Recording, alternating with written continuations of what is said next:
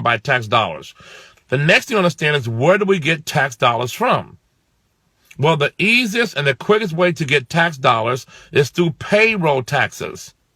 So the government over here is going to partner up with the entrepreneur, you, and they're going to give you all these tax breaks, because they know if they give you tax breaks, you're going to take those tax breaks and grow your business. And when you grow your business, you're going to now take those tax breaks and hire more people. See how that works?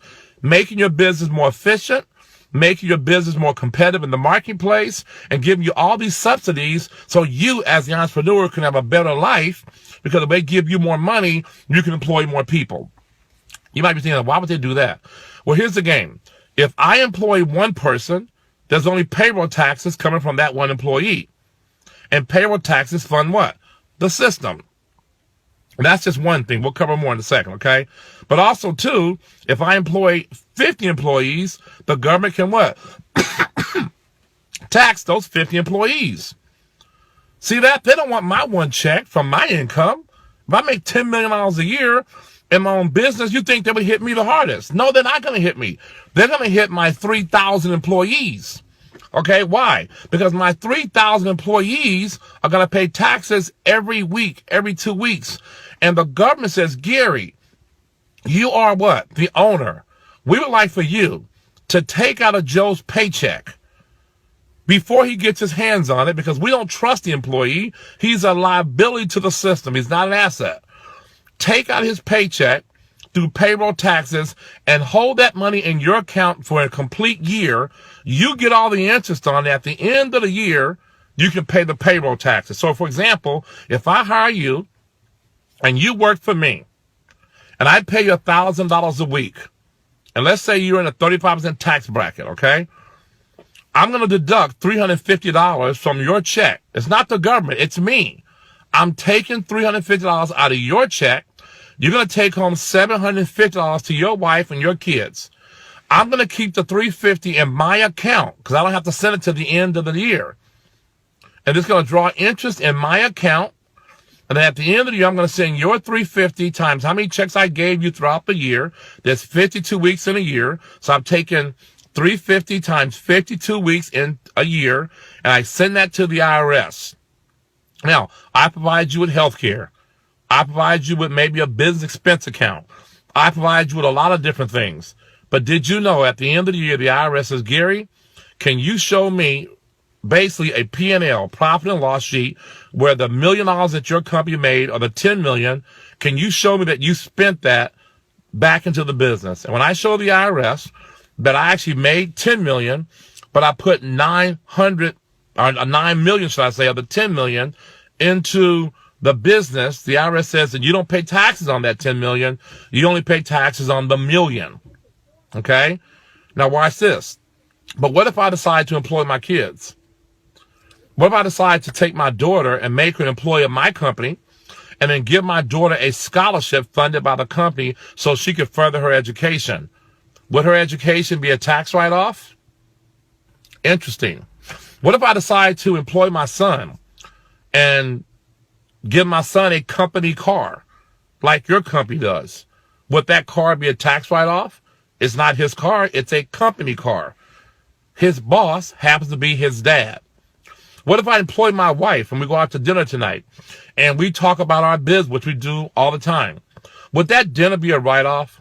I am having a meeting with my business partner, who happens to be my wife. See, folks, when you understand how the government works, it's not to punish the entrepreneurs. They want you to be rich because they know you get rich, you do what? Like, for example, I'm in this big car here. There's luxury taxes. You know, when you live in a bigger house, you have bigger property taxes, which funds the schools, by the way. Okay? So the government wants you to be rich. They want you to become successful, and the rules are made to benefit the entrepreneur. And if you understand the tip I just gave you, you will become an entrepreneur. Now, here it is, okay? Here's some bad news.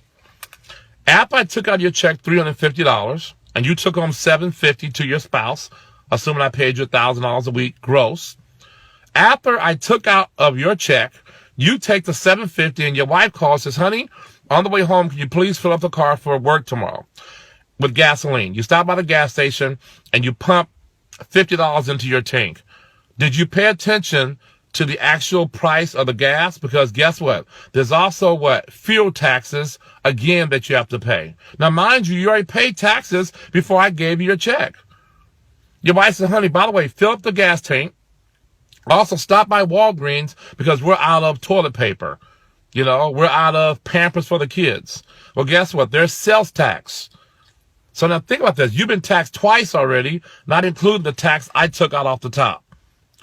You come home, your wife says, honey, what do you have left? Well, baby, I stopped by Walmart.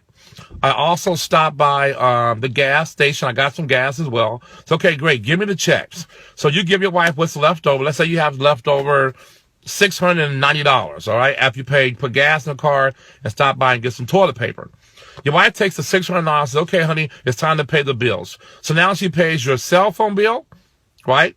She pays your electric bill, your gas bill, and your home phone bill, and your cable TV bill, right? Because bills have to be paid. Look at the bill, folks. There's utility taxes on the same exact bill. You've been taxed again. That's your fifth tax. Then go on. Your wife says, honey, okay, it's time to pay the mortgage, right? Guess what? You have property taxes embedded into your mortgage. You just paid taxes 6 times. Folks, you say, well, I'm starting saving money. I want to send my kids to college. I'm going to put money in investment, which I think you should do that. But guess what? There's capital gain taxes. Because you put in $50 a month for your junior to go to college, and all of a sudden $50 a month, $600 a year, you make a profit of 10%. Let's say you have a profit of $60 on your $600. Well, that's what? That's a capital gains. You pay taxes on that $60. Folks, what I'm telling you is the biggest pimp game in the world. Okay, I know I used a really tough word there. The biggest pimp game in the world is an employee. That's right, folks. Slavery is still alive. Slavery is still going. As a matter of fact, it's now even better because why? No one is thinking it's slavery. It's called debt. It's called debt. And it's not based on skin color anymore.